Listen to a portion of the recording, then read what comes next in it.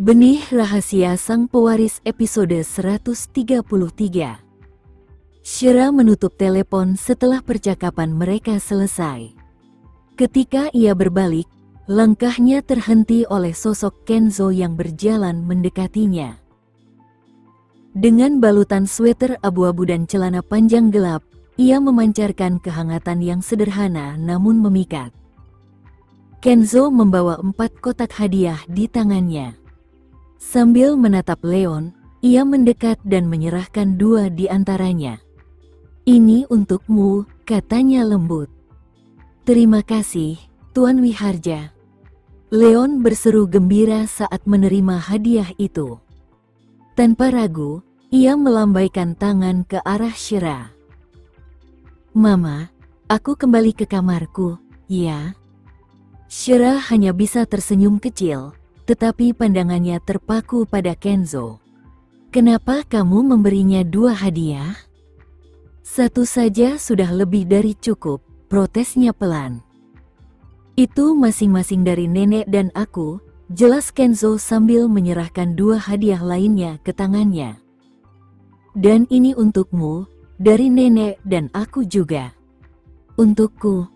Shira menatapnya dengan bingung. Ia bukan anak kecil yang membutuhkan hadiah Natal. Namun, Kenzo segera menjawab kebingungannya dengan alasan sederhana. "Ini tradisi keluarga kami. Kami selalu memberikan hadiah kepada tamu yang berkunjung saat Natal." Tanpa pilihan lain, Shira akhirnya menerima hadiah itu. Tetapi Kenzo tak berhenti di sana. Ia malah mendorongnya untuk segera membuka bungkusnya. "Ayo, buka dan lihat apa isinya," desaknya dengan nada ringan. Shira mengamati kotak itu, mengguncangnya pelan. Isinya terasa ringan, membuatnya semakin penasaran. Melihat senyuman antusias di wajah Kenzo, ia akhirnya menyerah dan mulai membuka bungkusnya. Begitu bungkus itu terbuka, sebuah kartu kredit hitam jatuh ke telapak tangannya. "Yang ini dariku," kata Kenzo sambil tersenyum penuh kemenangan, lalu bersandar santai dengan dagunya bertumpu di lengannya. Shira memandangi kartu hitam di tangannya dengan tatapan terkejut. "Kamu memberiku kartu ini?" tanyanya ragu. "Kartu ini tanpa batas. Gunakan sesukamu," jawab Kenzo dengan santai, alisnya yang tegas sedikit terangkat, matanya penuh kelembutan saat menatapnya. Kata-kata itu seperti melodi indah yang bisa membuat hati siapapun luluh. Shira, meskipun mencoba bersikap tenang, tidak bisa menyembunyikan senyum kecil yang muncul di wajahnya. Dengan rasa penasaran, ia meraih hadiah berikutnya. "Apakah yang ini dari nenek?" tanyanya, sambil melirik ke arah Kenzo. "Buka saja, dan lihat sendiri," katanya, sama penasaran dengan isinya. Bahkan Kenzo tidak tahu apa yang telah disiapkan Helena, karena wanita tua itu menyimpannya sebagai kejutan. Saat Shira membuka kotak itu dan membalikkan isinya, sebuah kartu aneh jatuh ke telapak tangannya. Kartu itu tampak seperti kartu akses. "Apa ini?" tanyanya sambil mengerutkan kening. Kenzo menatap kartu itu sejenak sebelum tersenyum dan menjelaskan, itu adalah kartu akses untuk unit penthouse di lantai atas Cloud Residence No. 1. Shira membeku mendengar penjelasannya. Jika ingatannya tidak salah, ia pernah membaca bahwa harga sebuah unit di Cloud Residence No. 1 sangat tinggi, apalagi penthouse yang disebut-sebut mencapai sekitar 200 miliar. Dan kini, kartu akses untuk tempat itu ada di tangannya. Aku tidak bisa menerimanya," ucap Shira terbata-bata. Meskipun ia tidak keberatan menerima kartu hitam dari calon suaminya, hadiah dari Helena ini terasa terlalu besar baginya. Kenzo hanya tersenyum santai. "Kenapa tidak?" Semua yang dimiliki keluarga Wiharja pada akhirnya juga akan menjadi milikmu, katanya lembut, berusaha meyakinkannya. Lalu, dengan nada tenang, ia melanjutkan, aku ingat pernah menceritakan kepadamu tentang taman kanak-kanak swasta terbaik di daerah itu. Keamanannya luar biasa, dan sistem pendidikannya adalah yang terbaik di dunia. Nenek memikirkan pendidikan Leon, itu sebabnya dia ingin kamu memiliki tempat itu untuk kenyamanan kalian berdua. Mendengar penjelasan Kenzo, kehangatan menyebar di dada Shira. Penthouse itu memang mahal, tetapi yang jauh lebih berarti baginya adalah perhatian dan ketulusan Helena terhadap dirinya dan Leon. Akhirnya, Shira memutuskan untuk menerima hadiah itu. Ia kembali melihat kartu hitam di tangannya, dan bibirnya melengkung membentuk senyuman kecil. Sepertinya aku resmi menjadi wanita kaya sekarang, katanya sambil tertawa ringan. Kenzo segera menyela dengan nada menggoda, maksudmu, kamu adalah milikku. Ucapan itu membuat Shira tersipu. Dengan malu-malu, ia menggigit bibirnya yang merah alami. Belum, jawabnya pelan, seolah ingin menantangnya. Kenzo tak banyak berkata-kata. Ia mendekat dan duduk di sampingnya, melingkarkan lengannya di bahunya dengan lembut. Sebentar lagi, gumamnya penuh keyakinan, lalu mengecup keningnya dengan lembut. Aku tak sabar mengumumkannya kepada semua orang. Shira hanya bisa tersenyum tipis. Sementara Kenzo sudah sibuk menghitung hari di dalam pikirannya. Hanya tersisa 15 hari lagi sebelum ia resmi menjadi tunangannya, hari yang telah ia nantikan dengan sepenuh hati. Semua yang terjadi masih terasa seperti mimpi bagi Shira. Awalnya, Shira kembali ke negara ini bersama Leon dengan harapan menjalani kehidupan sederhana, di mana ia bisa fokus membesarkan anaknya sambil terus bekerja untuk memenuhi kebutuhan. Rencananya sederhana, membangun karir yang stabil sambil menjadi ibu yang baik. Namun, siapa sangka dalam kurun waktu setahun sejak kembali, ia tidak hanya menemukan stabilitas, tetapi juga seorang suami.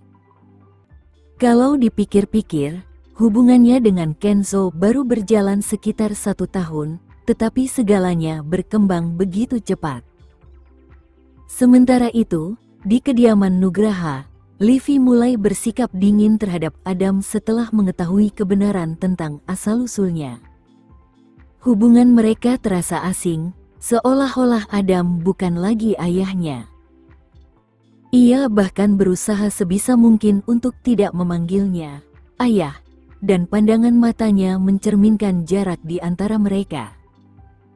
Adam, yang sedang duduk di sofa, memperhatikan Livy mengenakan pakaian rapi seolah bersiap untuk pergi keluar. Khawatir, ia bertanya, "Livy, mau kemana malam-malam begini?" "Aku mau keluar," jawabnya singkat. "Sudah malam. Tidak aman bagi seorang gadis untuk pergi sendiri. Kenapa tidak tinggal di rumah dan istirahat saja?" Livy hanya menundukkan kepala tanpa melihat ke arahnya. "Aku ada janji dengan teman," gumamnya pelan sebelum melangkah keluar. Adam menghela napas panjang sambil menggelengkan kepala. "Anak perempuan kita ini semakin keras kepala saja," ujarnya, mencoba memahami sikap putrinya. Rahel, yang mendengar komentar itu, mendekat dan melingkarkan lengannya dengan lembut di leher Adam. "Sayang, biarkan dia. Dia sudah dewasa sekarang. Kita tidak bisa terus-menerus membuat keputusan untuknya," katanya menenangkan. Adam menoleh sejenak ke arah istrinya sebelum kembali duduk bersamanya. Setelah beberapa saat hening, Rahel membuka pembicaraan. "Adam," ucapnya, suaranya lembut namun tegas, "Shira akan segera bertunangan. Menurutmu, Hadiah apa yang sebaiknya kita berikan padanya? Adam sudah lama memikirkan mas kawin yang akan dia berikan. Setelah merenung sejenak, dia berkata kepada Rahel, "Aku tidak yakin apa yang belum dia miliki. Aku akan tanyakan padanya. Apapun yang belum dia punya, kami akan memberikannya." Rahel tampak cemas, wajahnya mengeras. Ia mulai menyesali segala perhatian Kenzo terhadap Shira, merasa seolah Kenzo akan memberikan seluruh hartanya jika perlu. "Apakah kamu akan memberinya perusahaan sebagai mahar, jika itu yang dia inginkan?" tanya Rahel dengan nada tajam. Adam terdiam sejenak, merenungkan kata-kata Rahel. Shira adalah orang yang akan mewarisi perusahaan ini kelak, jawabnya dengan tegas. Rahel semakin terpancing. Lalu bagaimana dengan Livy? Jika dia menginginkan hal yang sama, apakah kau akan memberinya? Tapi Livy belum memiliki pasangan. Adam menjawab cepat, tidak mengerti mengapa Rahel bertanya seperti itu. Rahel semakin marah, dan ketegangan yang ia rasakan semakin memuncak. Tanpa berkata lebih lanjut, ia berdiri, melemparkan pandangan tajam ke arah Adam, lalu berjalan menjauh dengan niat yang terlihat jelas di wajahnya. Saat itu, Rahel merasa hatinya sudah cukup keras untuk melakukan apapun demi melindungi kepentingannya. Adamlah yang memaksanya sampai di titik ini. Dia dan putrinya tidak akan mendapatkan bagian apapun dari perusahaan jika tidak ada tindakan yang diambil. Rahel menuju ke lantai atas, membuka lemari dan mengambil sebotol pil.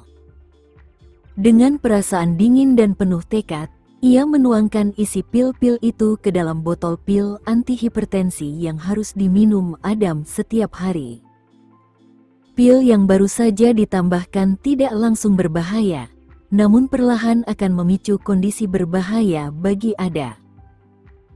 Peningkatan tekanan darah yang disebabkan oleh pil tersebut memperburuk penyakit jantungnya, yang pada akhirnya dapat memicu serangan jantung dan menyebabkan kecelakaan fatal. Ini adalah pembunuhan yang tidak melibatkan senjata, dan Adam sendiri yang menjadi penyebabnya. Setelah mencampurkan pil-pil tersebut ke dalam wadah, Rahel mengirim pesan kepada Gilang, pilnya sudah diganti. Biarkan dia mengonsumsinya secara rutin beberapa hari ke depan. Nanti kamu cari waktu yang tepat untuk membawanya ke tempat yang aman sebelum kita jalankan rencana ini. Tak lama kemudian, balasan dari Gilang datang, "Baik. Terima kasih, Nyonya Nugraha."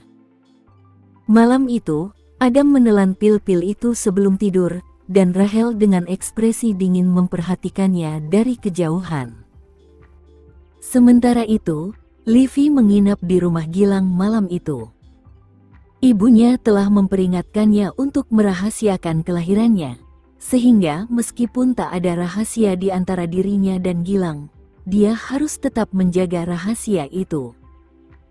"Livy, rencana dengan ibumu segera dimulai.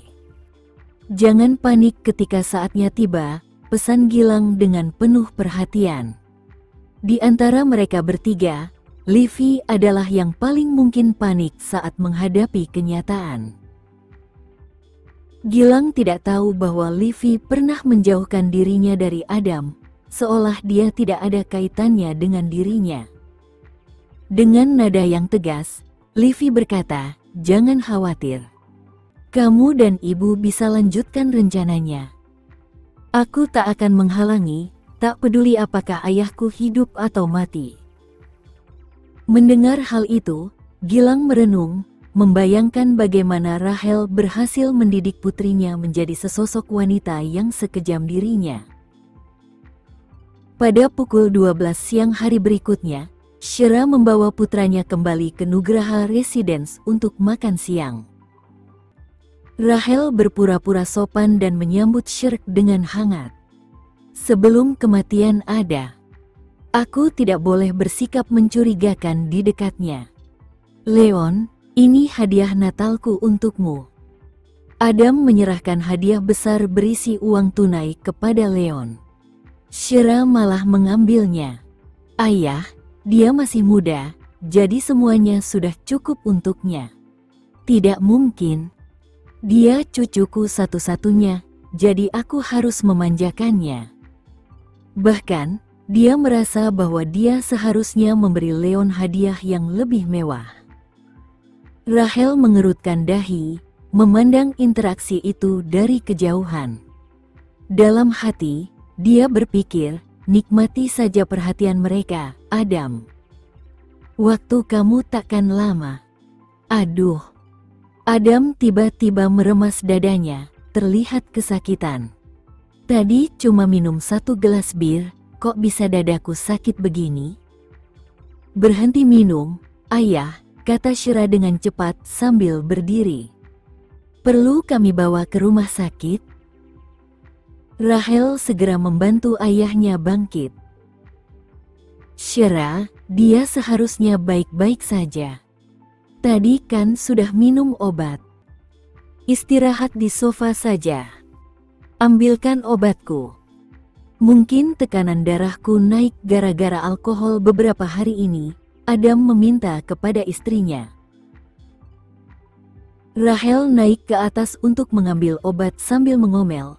Sudah aku bilang jangan minum alkohol lagi, tapi kau tetap saja keras kepala. Shira duduk di samping Adam, menatapnya yang kesulitan bernapas sambil memegangi dadanya. Ayah, sebaiknya periksakan kesehatanmu sekarang. Namun, Adam menolak untuk pergi ke rumah sakit. Alasan utamanya adalah musim perayaan yang sibuk. Ia hanya melambaikan tangan. Tidak usah. Obat saja sudah cukup.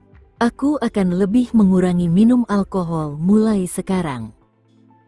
Tak lama kemudian, Rachel turun membawa pil dan segelas air. Minum ini, lalu istirahatlah setelahnya.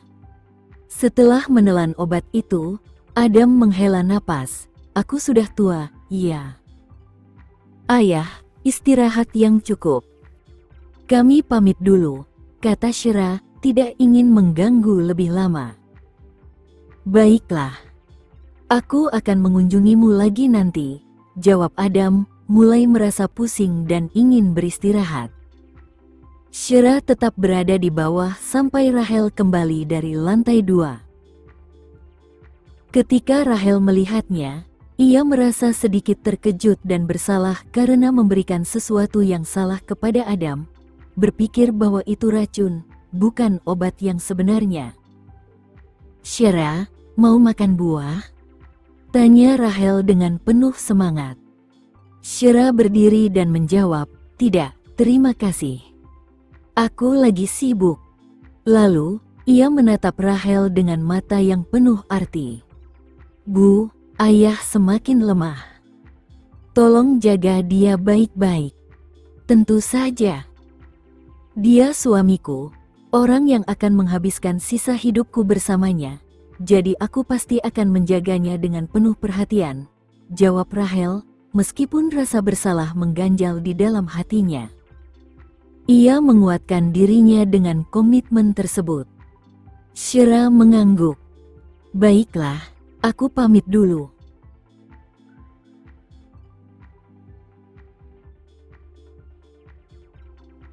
Sekian dulu ya video kali ini. Kita lanjutkan lagi videonya di lain waktu. Oh iya, bagaimana menurut kalian? Semoga bisa sedikit menghibur kalian semua.